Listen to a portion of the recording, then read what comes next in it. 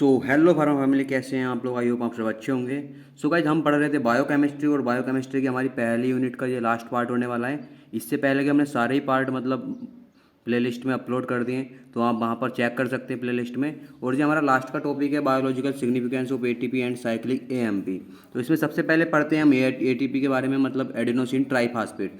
तो इसको ही आज देखेंगे डिटेल में पूरे पार्ट को, और यहाँ पर हमारी पहली यूनिट खत्म हो जाएगी और फिर उसके बाद हम सेकेंड यूनिट स्टार्ट करेंगे। और इस पूरी यूनिट के नोट्स आपको डिस्क्रिप्शन में मिल जाएंगे, अगर आप मतलब देखना चाहते हैं तो डिस्क्रिप्शन चेक कर सकते हैं। तो स्टार्ट करते हैं बिना देरी के।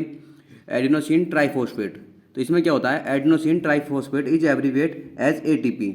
It is called as macroergic compound, a compound that contain phosphate bond and act as store house of energy. तो क्या होता है? एडिनोसिन ट्राइफॉस्फेट को हम एटीपी से एब्रीविएट करते हैं और इट इज कॉल्ड, मतलब इसको हम मैक्रोअर्जिक कंपाउंड के नाम से जानते हैं। इसको मैक्रोअर्जिक कंपाउंड भी कहते हैं।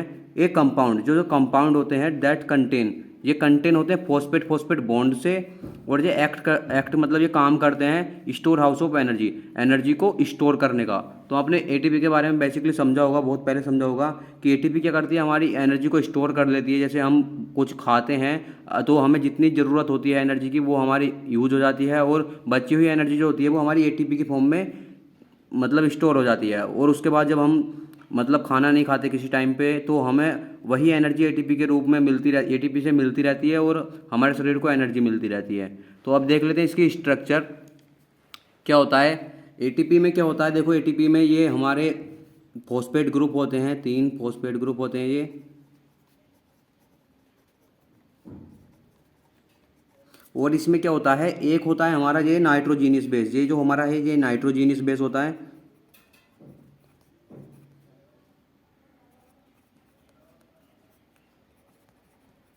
और ये होता है हमारा इसमें 1 राइबोस शुगर।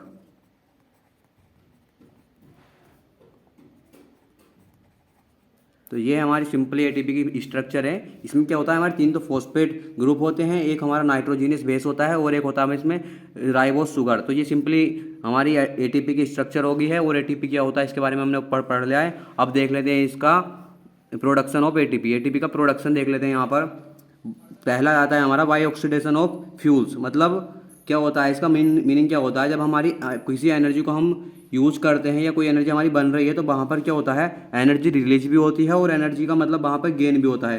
तो वहाँ से क्या होता है? एनर्जी का प्रोडक्शन होता है एक तरीके से।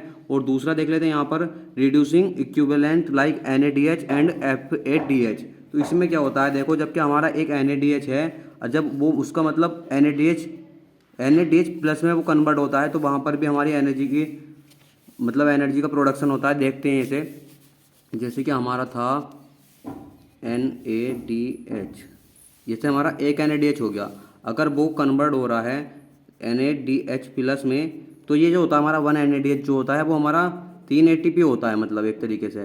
तो जब हमारा ये पॉजिटिव में मतलब कन्वर्ट हुआ, तो हमारा क्या हुआ? वहाँ पर 3 ATP का प्रोडक्शन हो गया, फॉर्मेशन हो गया। उसी तरीके से जैसे हमारा FADH होता है, अगर एक FADH हमारा FADH प्लस में कन्वर्ट हो रहा है, तो फिर क्या हो रहा है वहाँ पर? जैसे एक FADH होता है हमारा 2 ATP के बराबर, तो वहाँ पर 2 ATP का प्रोडक्शन हो रहा है। तो इसी तरीके से मतलब ये पॉइंट कह रहा है कि एटीपी का प्रोडक्शन क्या होता है, इसी चीज़ को तो हम पढ़ रहे हैं। तो एटीपी का प्रोडक्शन हो जाता है इन चीज़ों से भी। और तीसरा जाता है हमारा माइटोकॉन्ड्रियल और respiratory chain by proton gradient generation. तो इसमें क्या होता है? देखो, माइटोकॉन्ड्रियल चैन होती है या फिर रेस्पिरेटरी चैन की जो हमारी जनरेशन होती है, तो तब उससे भी एनर्जी का प्रोडक्शन होता है एक तरीके से। और चौथा हो जाता है हमारा फॉस्फोरिलेशन ऑफ एडीपी, यानी कि एटीपी का फॉस्फोरिलेशन होता है। फॉस्फोरिलेशन का क्या होता है? देखो, जैसे कि हमारी एडीपी हो गई, ये क्या होगी? हमारी एडीपी। अगर हम इसका फॉस्फोरिलेशन करते हैं तो क्या होगा? इसमें एक हमारा फॉस्फेट ग्रुप ज्वाइन हो जाएगा। इसमें क्या होगा? हमारा एक फॉस्फेट ग्रुप ज्वाइन हो जाएगा, तो फिर क्या हो जाएगा? ये हमारा एटीपी के रूप में कन्वर्ट हो जाएगा। तो इससे भी हमारा एटीपी का प्रोडक्शन होता है।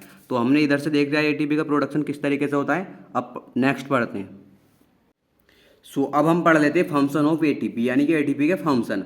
Formation of other macrogenic compound, ये क्या करता है? फॉर्मेशन करता है अदर अन्य मैक्रोजेनिक कंपाउंड का, जो कि हमारे एडीपी हैं, यानी कि adenosine diphosphate, GTP guanosine triphosphate, CAMP cyclic adenosine monophosphate and AMP यानी कि एडिनोसिन मोनोफॉस्फेट। ये ATP क्या करता है, अदर मैक्रोजेनिक कंपाउंड का फॉर्मेशन करता है। And second is transportation of macromolecule through active transport associate with hydrolysis. इसमें क्या होता है, जब देखिए जो हमारी बॉडी के अंदर जो माइक्रोमोलिक्यूल्स होते हैं, जो हमारे छोटे छोटे पार्टिकल्स होते हैं, उनके एक्टिव ट्रांसपोर्ट में जो एक जगह से दूसरी जगह पर ट्रांसफर होने में जो एनर्जी लगती है, वो क्या हुआ है, एक ATP ही यूज होती है उसमें। अब तीसरा जाता है हमारा cell signalling. It participates in the process of cell signalling by generating secondary messenger like CAMP। इसमें क्या होता है, देखो एक सेल है, जब क्या वो दूसरी सेल को मतलब सिग्नल सेंड करती है, तो उसमें जो हमारा फोर्स यूज हो रहा है, मतलब एनर्जी जो यूज हो रही है, वो ATP ही यूज होती है। तो ये भी मतलब एक फंक्शन होता है ATP का। अब फोर्थ देख लेते हैं हम, मसल कंस्ट्रक्शन। तो इसमें क्या होता है, ATP bind to myosin to provide energy. तो इसमें क्या होता है, ATP बाइंड होती है मायोसिन से। मायोसिन मतलब मायोसिन एक प्रोटीन है जो कि बाइंड होता है ATP से, तो वो प्रोवाइड करता है energy and facilitate its binding to actin to form a cross bridge. और फैसिलिटेट यानी कि इसके बाइंडिंग से जो एक्टिन से जो है फॉर्म होता है क्रॉस ब्रिज का। ठीक, इसके यहाँ पर फंक्शन हो जाते हैं खत्म। एंड अब देख लेते हैं हम अपना नेक्स्ट टॉपिक। सो गाइज अब हम देख लेते हैं यहाँ पर अपना साइक्लिक एडिनोसिन मोनोफॉस्फेट। तो इसमें क्या होता है, इसको हम CAMP से रिप्रेजेंट करते हैं। Chemically it is 3,5 adenosine monophosphate. It is a cyclic nucleoside synthesised in tissue from ATP। ये क्या एक साइक्लिक न्यूक्लियोसाइड है जो कि सिंथेसाइड होता है टिश्यू में ATP के द्वारा। It is a secondary messenger. ये क्या एक सेकेंडरी मैसेंजर है। Secondary messenger are molecule that relay signal received at receptor on the cell surface. ये क्या करता है, सेकेंडरी मैसेंजर रिसीव करता है सिग्नल को रिसेप्टर पर, यानी कि एक सेल सरफेस का रिसेप्टर होता है, तो उस पर क्या करता है, एक सिग्नल को रिसीव करता है to the target molecule in the cytosol and nucleus. और ये फॉर्मेशन हमारे साइटोसोल को देता है और न्यूक्लियस को देता है। देखिए इस पे समझते हैं हम थोड़ा। जैसे कि हमारी एक सेल्स हो गई, ठीक, अब सेल्स के ऊपर क्या होते हैं, हमारे रिसेप्टर होते हैं बहुत सारे। तो ये क्या करता है, हमारा सेकेंडरी मैसेंजर क्या करता है, हमारे रिसेप्टर को इन्फॉर्मेशन सेंड करता है। और ये क्या करता है, फिर हमारे सेल्स के अंदर न्यूक्लियस होता है और जो साइटोसोल्स होता है, ये हमारी मतलब साइटोसोल को इन्फॉर्मेशन देता है। और ये क्या करता है, फिर हमारे न्यूक्लियस तक आ जाती है हमारी इन्फॉर्मेशन। तो सिंपली CAMP का यही काम होता है, ये हमारी मतलब साइटोसोल और न्यूक्लियस को सिग्नल रिसीव कराता है। और अब देख लेते हैं इसके फंक्शन। अब हम यहाँ पर देख लेते हैं फंक्शन ऑफ CAMP, यानी कि CAMP के function. The CAMP plays vital role in cell signalling and result in following action. तो नंबर 1 पर आता है हमारा कोज ग्लाइकोजिनोलाइसिस। तो ये क्या होता है कि ग्लाइकोजिनोलाइसिस के बनने में भी हमारा CAMP का बहुत बड़ा रोल होता है। ग्लाइकोजिनोलाइसिस क्या होता है, जब हमारी ग्लूकोज से पायरूविक एसिड बनने की जो प्रोसेस होती है ना, वही हम ग्लाइकोजिनोलाइसिस कहते हैं उसी को। एंड सेकंड होता है हमारा कोज लिपोलाइसिस।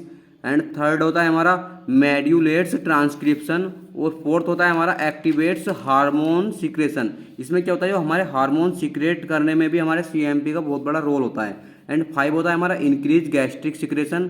तो जो हमारा गैस्ट्रिक सिक्रेशन होता है उसको भी इंक्रीज करने में हमारा CAMP का बहुत बड़ा काम होता है। एंड 6 होता है हमारा regulate cell permeability to water. इसमें क्या होता है, जो हमारी सेल की परमेबिलिटी होती है वाटर के लिए, उसको इंक्रीज करने में भी हमारा CAMP हेल्प करता है। अब हम इसके बारे में देख लेते हैं, मतलब हमारा CAMP किस तरीके से बनता है। तो ये हमारा एडेनोसिन ट्राइफॉस्फेट की स्ट्रक्चर है, जो कि हमारी ATP की स्ट्रक्चर है, जिसमें हमारे 3 फॉस्फेट ग्रुप होते हैं और एक नाइट्रोजीनियस बेस होता है और एक होता है हमारा राइबोस शुगर।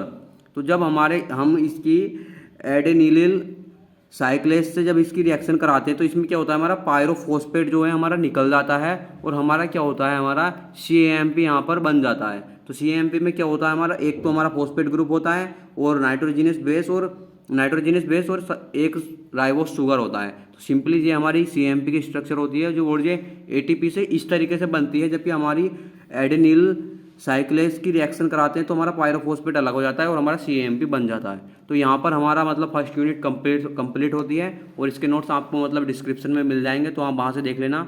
और अब सेकंड यूनिट हम स्टार्ट करेंगे जल्दी। बट उससे पहले मैं आपसे पूछना चाहता हूँ कि मतलब आप HAP में पहली यूनिट से पढ़ना चाहते हैं कि दूसरी यूनिट से पढ़ना चाहते हैं, क्योंकि मैं इस बात को इसलिए पूछता हूँ क्योंकि हमारी जो पहली यूनिट है वो नर्वस सिस्टम है, जो कि थोड़ी लेंथी और हार्ड है, लेकिन हमारी डाइजेस्टिव सिस्टम थोड़ी मतलब लेंथी तो है बट ईजी है, उसको हम ईजीली समझ सकते हैं। तो आप बताना कमेंट में कि आपको कौन सी यूनिट से पढ़ना है, हम तो कोई सी भी यूनिट से पढ़ा सकते हैं। तो वेट करेंगे कमेंट का, तब तक के लिए बाय बाय।